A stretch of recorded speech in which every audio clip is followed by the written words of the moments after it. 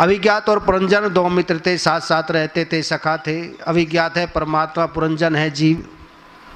बड़ी मस्ती से साथ रहते थे। एक दिन अभी पुरंजन ने देखा नीचे बहुत सुंदर नगरी दिखाई दी, जैसे फ्लाइट में बैठ के देखते हैं ना दिल्ली को, बड़ी सुंदर दिखती है, लाइट जलती हुई। बोला मित्र मैं इस नगरी को देखना चाहता हूँ। बोला इसमें कुछ है नहीं तो फंस जाएगा। बोले नहीं मैं देख कर के आ जाऊँगा। अभिज्ञात ने कहा फिर मेरे को याद रखना। बोले तुमको ज़रूर याद रखूँगा। नीचे आया तो एक माया मिल गई, माया ने गले में माला डाल दी। बोले किसकी पुत्री है मैं नहीं जानती, पर तुम अच्छे लगे हो, ये 5 फनों का सांप रक्षा करेगा, ये राज्य आपका। पुरंजन अभिज्ञात को भूल गया और उसमें लग गया पुरंजनी के चक्कर में। पुरंजनी कौन है? बुद्धि। अब 320 बेटे हो गए, 320 बेटियां हो गई, और उस गृहस्थ में बस उनके चक्कर में लग गया। हाय मेरी बेटियों का क्या होगा, बेटों का क्या होगा, ये पढ़े लिखेगी कि नहीं लिखेगी। पंडितों से भी हाथ लेके पूछे। सफ़ेद और काले चूहे आ गए जो आयु को काट रहे हैं।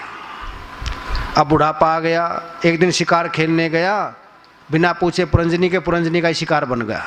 वो कोप भवन में जाके लेट गई। पहले कोप भवन में जाती थी ना रानियाँ, जब नाराज होता थी कोप भवन में। बोला आजकल की अच्छे वे कोप भवन में जाती नहीं, पहले तो कभी सालों में नाराज होती थी, पर आजकल की तो दिन में 10 बार नाराज होती है, कोप भवन में ही रहेगी। कोप भवन में गए तो करके कहा तुम्हारे बिना पूछे मैं कभी नहीं जाऊंगा। मनाया, वहाँ बीमारी आ गई, बुढ़ापा आ गया। पुरंजनी का ध्यान करते करते गया, पुरंजनी बन गया। जिसका ध्यान करोगे वही बन जाएगा। इसीलिए अगले जन्म में एक राजा की पत्नी हुई, वृद्धाश्रम में गए और जा कर के वानप्रस्थ आश्रम में गए। वृद्धाश्रम तो अब बने, अब भारत में कलंक है वृद्धाश्रम हमारे यहाँ संस्कृति में। वानप्रस्थ आश्रम तो होता है पर वृद्धाश्रम नहीं था हमारे यहाँ। आजकल वृद्धाश्रम खुल गए, ये विदेशों की परंपरा यहाँ पर आ गई। पहले बुढ़ापे वन में चले जाते थे अपनी इच्छा से, पर अब जबरदस्ती बच्चे निकालते हैं वृद्धाश्रम में डाल देते हैं। ये तो हमारे सनातन धर्म पर, हिंदू धर्म पे कलंक है। वहाँ पर गए तो अभिज्ञात को याद नहीं किया। अभिज्ञात आया, उसने समझा तुम मेरे मित्र हो, तब साथ लेकर के गए, तब उनको मुक्ति मिली। राजा प्राचीन बरी का मोक्ष हो गया। उन्हीं के आगे चल कर के मेरू हुए, नाभि हुए, और उनके पुत्र हुए ऋषभ देव जी महाराज। ऋषभ देव जी भगवान के हमारे यहाँ अवतार माने जाते हैं और जैनियों में प्रथम तीर्थंकर मानते हैं। 26 में सबसे पहले ऋषभ देव जी हुए। ऋषभ देव जी, इंद्र ने अपनी पुत्री जयंती का विवाह किया, उसके 100 पुत्र हुए। 81 कर्मकांडी ब्राह्मण, 9 योगेश्वर, कवि, हरि, अंतरिक्ष, प्रबुद्ध, पिपलान, आर्यहो, दुर्मिल, चमस और करभाजन। 9 योगेश्वर हुए और 10वां हुआ भरत। उन्होंने भी अपने पुत्रों को उपदेश किया और वहाँ से संन्यास लेके चले गए। अब भरत राजा ने सोचा कि मेरे पिताजी का अब कौन सम्मान करेगा, तो देखा पहले से भी ज़्यादा सम्मान हो रहा है घर घर। सोचा मेरा भी ऐसे ही सम्मान होगा। देखो सम्मान के लिए घर छोड़ा और जाके गंडका नदी के नेपाल में बैनी है एक शहर, उससे ऊपर है, वहाँ गंडका नदी में जाकर के भजन करते थे। ठाकुर जी के लिए आंसू आते थे। पर एक दिन वहाँ एक हिरणी आई, गर्भवती थी, पानी पीने। शेर ने गर्जना की तो नदी तो कूद गई, बच्चा निकल के गिर गया, हिरणी मर गई। महात्मा जी ने बच्चे को उठा लिया। इसका पालन पोषण कौन करेगा? साथ ठाकुर जी मेरी परीक्षा ले रहे हैं। कुटिया में ले आए, गांव से दूध मांग के लाए, उसको पिलाए। सारा भजन छूट गया, संध्या छूट गई, नियम छूट गया। दया बिना है संत कसाई, दया करी तो आपत आई। और हिरण का चिंतन शुरू हो गया। इसीलिए जो कुत्ते पालते हैं ना घरों में, शुरू में, बाद में साथ रहते रहते इतना मोह हो जाता है, कुत्ते के मरने के बाद रोने लगते हैं। एक ने तो कुत्ते का विवाह किया और कनाडा में जाके हनीमून मनाने ले गए कुत्ता कुत्तियों को। 1 करोड़ 30 लाख रुपए खर्च की सत्य घटना है, मजाक नहीं कर रहा मैं, दिल्ली में। और एक पीतमपुरे में भिक्षा करने गया एक के यहाँ पर दिल्ली, 45 कुत्ते लिए हुए हैं, 45 और 4 नौकर उनके लिए। गाय रखने की जगह नहीं, माँ बाप को रखने की जगह नहीं, कुत्तों को रखने की जगह है। और कुत्तों का ध्यान करते करते जाएगा तो क्या बनेगा? कुत्ता ही बनना पड़ेगा। इसलिए कहता है इनको रोटी डालो ठीक है, ज़्यादा पालन पोषण करेंगे मन चलेगा तो वहीं जाना पड़ेगा। हिरण का मोह हो गया, जहाँ भी जा राजा बेटा नाम रखा, है मेरा राजा बेटा, है मेरा राजा बेटा। एक तो यूट्यूब पे दिखा रहा था कुत्ते को खिला रहे 1 ग्रास उसी थाली में और अपने आप भी खा रही है, देख लेना आप। कुत्ते के साथ ही खा रहे हैं, उसके साथ ही लेटना, उसके साथ ही बच्चे दूर सोए और कुत्ते को चिपका के सोते हैं, तो वे कुत्ते ही बनेंगे। महात्मा जी राजा बेटा मेरा कहाँ चलेगा, एक रानी मिल गई, उसके साथ चलेगा हिरणी के। महात्मा जी बड़े दुखी, रोने लग गए। पहले आते थे आज ठाकुर जी के लिए, अब आते हैं हिरण के लिए। आ गया तो गोद में लेट गया, आ गया राजा बेटा राजा बेटा राजा बेटा करते करते प्राण पखेर उड़ गए। अब हिरण का चिंतन करते गाता हिरण ही बन गया।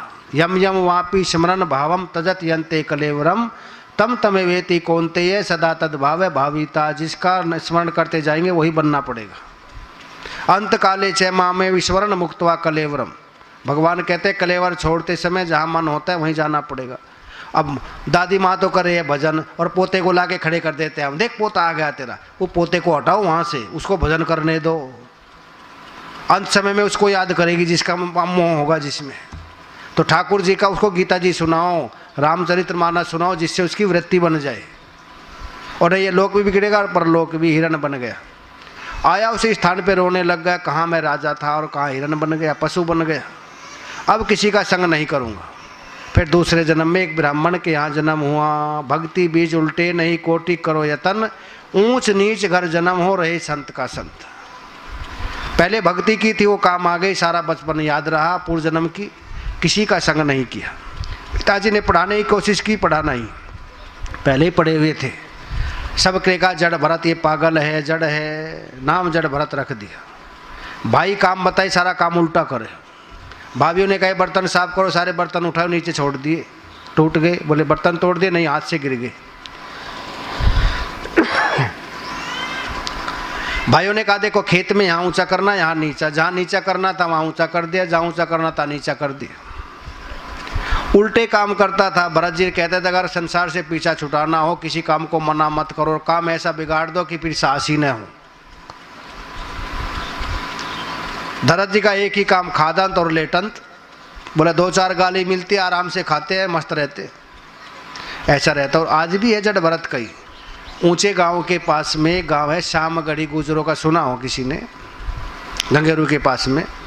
वहाँ एक लड़का है गुजर कई, MSc फर्स्ट डिवीजन, आज से 25 साल पहले। पता नहीं वैराग वक्त सारे कागज जला के चुप बैठ गया, ऐसे बैठे रहता है अभी सीधा, न किसी से बोलता। घर वाले कपड़ा देते पहन लेता है, रोटी देते खा लेता है, किसी से मांगता नहीं, सीधा ऐसे बैठे रहता है।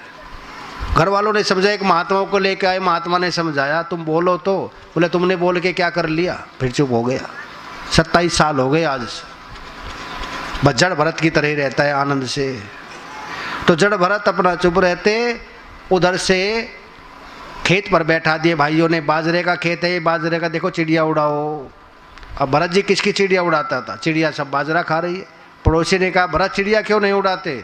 बोले राम जी की चिड़िया, राम जी का खेत, खा लो रही चिड़िया भर भर पेट, हमारा क्या है, सब कुछ राम जी का है।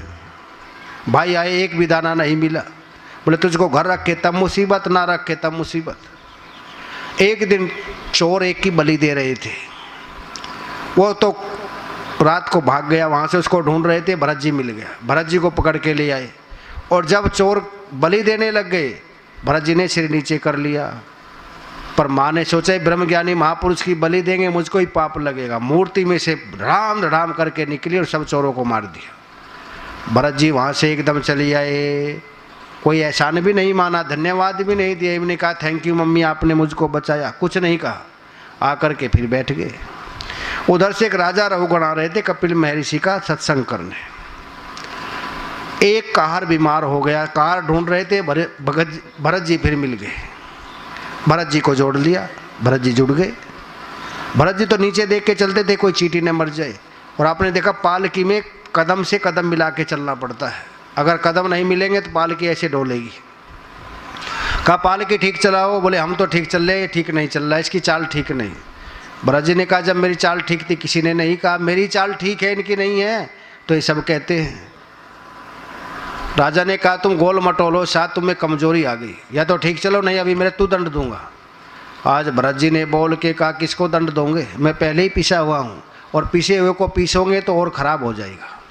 मैं आत्मस्वरूप हूँ, शरीर नहीं हूँ। तुम शरीर को दंड दे सकते, आत्मा को दंड नहीं दे सकते। ये सुना तो एकदम नीचे कूद गए। तो कोई ज्ञानी ब्राह्मण लगता है साधु, चरणों में गिर गए, बोले मुझको ब्रह्म ज्ञानियों से बहुत डर लगता है। आप कौन हो, क्षमा करना। आप कहते हो शरीर को कष्ट देने से आत्मा को कष्ट नहीं होता। अगर पतीली में चावल बनाओ, अग्नि नीचे जलाएंगे, पतीली गर्म होगी तो चावल भी गर्म होंगे, इसलिए शरीर को कष्ट होता है, आत्मा क्यों नहीं होता। भरत जी ने कहा है तो महामूर्ख समझता अपने को ज्ञानी है। अरे चावल गर्म हो जाएंगे, वे सावयव पदार्थ है, पर आत्मा निरव्यय पदार्थ है। क्या आकाश भी गर्म हो जाएगा? आकाश में तलवार चलाओ, आकाश कट जाएगा? और जो आकाश का भी बाबा है चित्ताकाश और उसका बाप है चिदाकाश, वो आत्मा में कैसे हो सकता है। चरणों में गिर गए और कहा ये ज्ञान अगर चाहते हो तो संतों से सम्मान भी चाहते हो और ज्ञान भी चाहते हो, दोनों नहीं मिल सकते। जैसे किसान लोग नाली से जाते हैं ना खेत में, बस मिट्टी में और नाली में, खेत में 4 इंच मिट्टी का ही अंतर है, मिट्टी हटा दीजिए खेत भर जाएगा। इसी प्रकार जब तक अहंकार की मिट्टी नहीं हटाओगे तब तक ज्ञान नहीं हो सकता। खुद ही से अगर तो जुदा हो गया है, खुदा की कसम तो खुदा हो गया। पहले अहंकार छोड़ो, और जिस शाखा पर फल लग जाते हैं शाखा झुक जाती है, और शाखा का झुक जाना ही फल लगने का प्रमाण है। झुको हजरत तालिब दरे हबीब है, यही वो दर है जहाँ सर झुकाए जाते हैं। तुम महापुरुषों के जब तक ब्रह्म ज्ञानियों के चरणों में, संतों के चरणों में नहीं झुकोगे तब तक ज्ञान नहीं होगा। रहु गुणे तपसा न याति, इसलिए उन महापुरुषों के चरणों में जाओ। रहुगण को भवाटवी का बहुत सुंदर उपदेश किया, चरणों में गिर गए और कहा गुरुदेव अब मुझको अब सोना बना दीजिए, क्योंकि मैं लोहा हूँ, आप सोना हो, पारस हो। एक बार आपको छू जाए तो मैं भी सोना बन जाऊँगा। उनके चरणों में गिर के सारा अभिमान दूर हो गया और राजा रहुगण ने भरत जी से बार बार प्रार्थना की, चरण पकड़ करके बैठ गया। आज की कथा को यही विराम, और कल कथा होगी ठीक 2:30 बजे से, क्योंकि कन्हैया का भी एक नई बधाई जो आप पहली बार सुनोगे, आनंद से बधाइयों का भी आनंद लेना, भजनों का भी। अब इसको एक बार भरत जी प्रार्थना करता है, फिर सभी प्रसाद लेकर के जाएंगे। 5 मिनट के लिए प्रार्थना सुनिए और अपने गुरु के चरणों का हम भी ध्यान करते हुए यही प्रार्थना गुरुदेव से करते, हमको भी सोना बना दीजिए। हम लोहा है आपके, एक बार स्पर्श होने से हम भी सोना बन जाएंगे। तो भरत जी के चरण पकड़कर राजा उगहुगम कहते हैं